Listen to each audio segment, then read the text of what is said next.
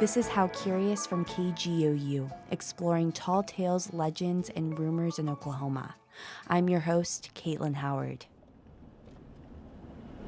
Let's see if I can figure out how to get over here, Caitlin. That's Les Howard, or as I refer to him, my dad.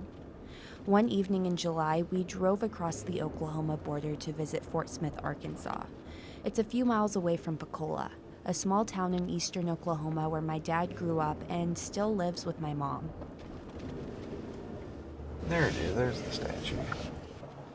The statue my dad is pointing out is of Bass Reeves, one of the first black deputy U.S. Marshals west of the Mississippi River. My dad learned about Reeves a few years ago when he saw the tall bronze statue in downtown Fort Smith. Describe the statue for our listeners. Well, shows Bass Reeves mounted on horseback, and he's looking toward the bridge, toward Oklahoma. That's where his job was in Indian Territory. Looks like he's getting ready to do his job. He looks pretty serious. Yeah, that dog next to him's pretty cute, too. Oh, he is. He is. Reeves is now considered among the most prolific law enforcement officers in American history.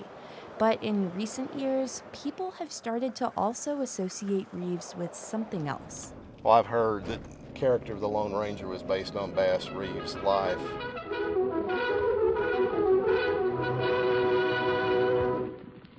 The Lone Ranger started in the 1930s as a radio show in Detroit, leading to the hit TV show that ran from the late 40s to mid-50s. In the show's theme song, the Lone Ranger is described as the daring and resourceful masked rider of the plains led the fight for law and order in the early West. Return with us now to those thrilling days of yesteryear. The Lone Ranger rides again. This legend is even referenced in the Netflix movie Concrete Cowboy, when a character remarks, 50% of all cowboys were black. Look it up, real rap. Even the Lone Ranger was black. This is just one example of how Reeves has become more prevalent in pop culture, being featured in upcoming movies like Netflix's The Harder They Fall, which is a Western produced by rapper Jay-Z, and acclaimed TV shows like HBO's Watchmen. So to get to the bottom of whether Reeves was the real Lone Ranger, I traced the legend back to the main person responsible for popularizing it.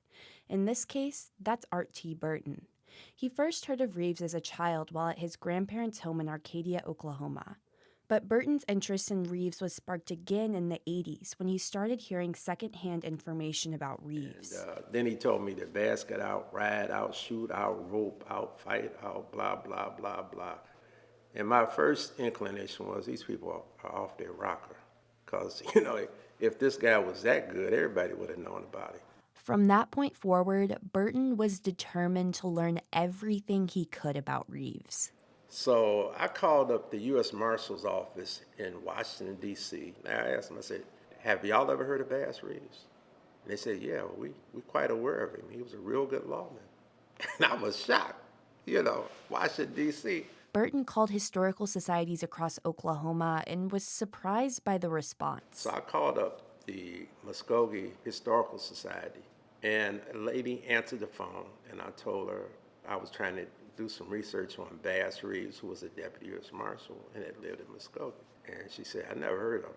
And I said, well, he was an African-American lawman that served for quite a while in the area.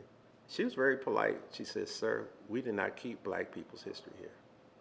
She couldn't see my face, but, I'm like, okay. He came across a paper about Reeves written by a University of Oklahoma student in the 1950s called The Forgotten Lawman, which became an anchor for Burton's 30-plus years of research. So when it came to my research on whether Reeves was the inspiration for the Lone Ranger, I first had to become familiar with the man behind the legend. By most accounts, Reeves was born into slavery in Crawford County in northwest Arkansas in the 1830s. He eventually moved to Texas with his enslaver William Steele Reeves. David Kennedy, curator of collections and exhibits at the U.S. Marshals Museum in Fort Smith, says during the Civil War, Reeves joined his enslaver's son, an officer in a Confederate cavalry unit. Once, when the two were playing poker, Kennedy says, according to folklore, the game took an interesting turn. The son at one point told Bass that if he won this hand, he would get his freedom. And so they played that hand. Bass wins the hand. The son says, no, you're never going to get your freedom. At which point Bass gets up, punches the owner's son, and leaves. Reeves did end up gaining his freedom in the early to mid 1860s when, by most accounts, he escaped to the Choctaw Nation. Since Reeves knew the terrain, languages, and customs of Indian Territory, he began working as a guide for U.S. deputy marshals. The U.S. District Court for the Western District of Arkansas, which contained the office of the U.S. Marshal Service in Fort Smith, was given jurisdiction over crimes committed in Indian Territory. And at first, they were just looking for people who could you ride a horse, could you shoot a gun, could you enforce the law? But you got lucky and you got some people like Bass Reeves. The federal courthouse is a short trek behind the statue of Reeves my dad and I visited in downtown Fort Smith. It's just a red brick building, and then the other half has windows with bars, and I assume that's where the jails are. The courthouse was fulfilling a need in the area. I would say 2/3 of the present state of Oklahoma was just wide open for lawlessness. That's Dyron Alquist, an Oklahoma City-based historian for law enforcement in Indian Territory. He says common crimes were murder, larceny, assault and battery, bootlegging alcohol, and horse theft. One reason being that white troublemakers from surrounding states would flee to Indian Territory. When Indian Territory was open to non-Indigenous settlement, thousands of recently freed Black people moved there, including Reeves. He became financially successful as he notched thousands of arrests, including his own son, who he arrested for murder. And since Reeves was illiterate, he would memorize all of his warrants. From slave to successful, respected lawman, I'm familiar with Reeves' fascinating life story, but the question remains, was he the inspiration behind the Lone Ranger? Art T. Burton, the foremost expert on Reeves, acknowledges he has no definitive proof that the Lone Ranger was based on Reeves, but he draws numerous parallels between the two men in his book Black Gun, Silver Star. But not everyone agrees. My name is Martin Grams, and I am a researcher historian for vintage radio broadcasts of the 1930s and 40s. Grams has called many of the comparisons Burton has made between Reeves and the Lone Ranger a stretch, such as both men wearing disguises and riding similar colored horses. Another commonality Burton points out is that Reeves traveled through Indian Territory with an indigenous posse men, similar to the character Tonto, who helped guide the Lone Ranger. Graham says it was common for anyone traveling through Indian Territory to depend on an indigenous guide. But Grams has two pieces of evidence that seem to put this legend to rest. One is that Grams could find no mention of Reeves in newspaper archives from the time in Detroit, where the show originated, meaning it is highly unlikely the creators of the show knew who Reeves was. Grams also read through correspondence and telegrams between the radio show's creators and found a day-by-day creation and formation of how the Lone Ranger was created.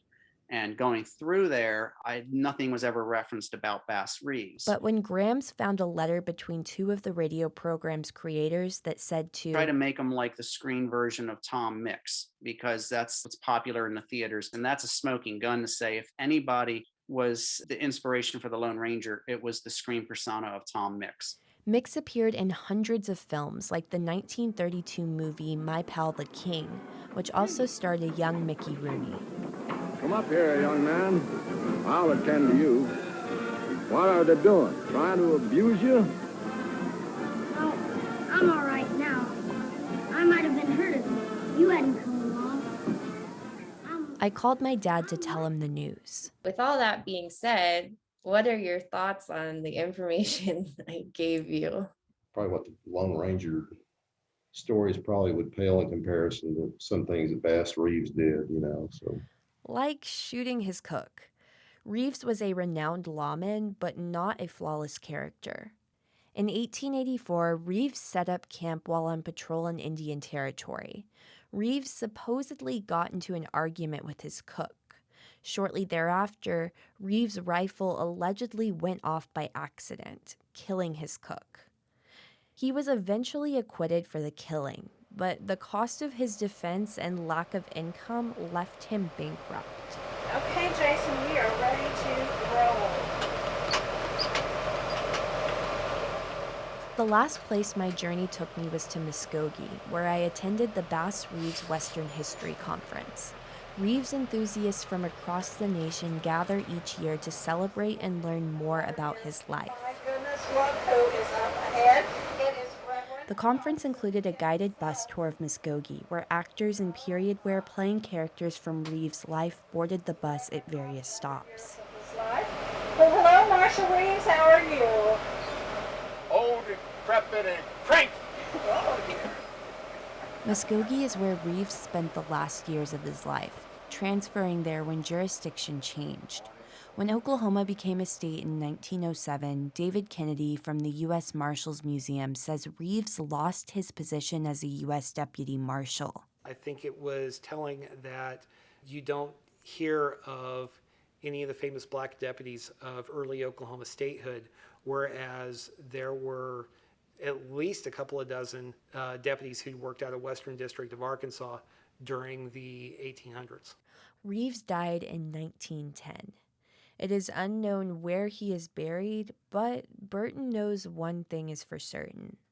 Bass is bigger than the Lone Ranger. I mean, Lone Ranger was a fictional character.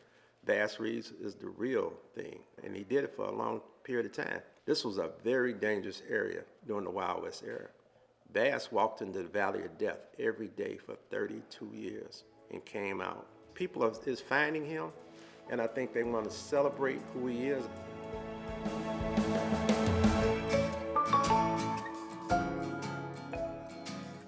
That's it for this episode of How Curious. The show is a production of KGOU Public Radio. It's produced by me, Caitlin Howard, and this episode was edited by Logan Layden. David Gray composed our theme music. And if you have an Oklahoma-related question, email curious@kgou.org.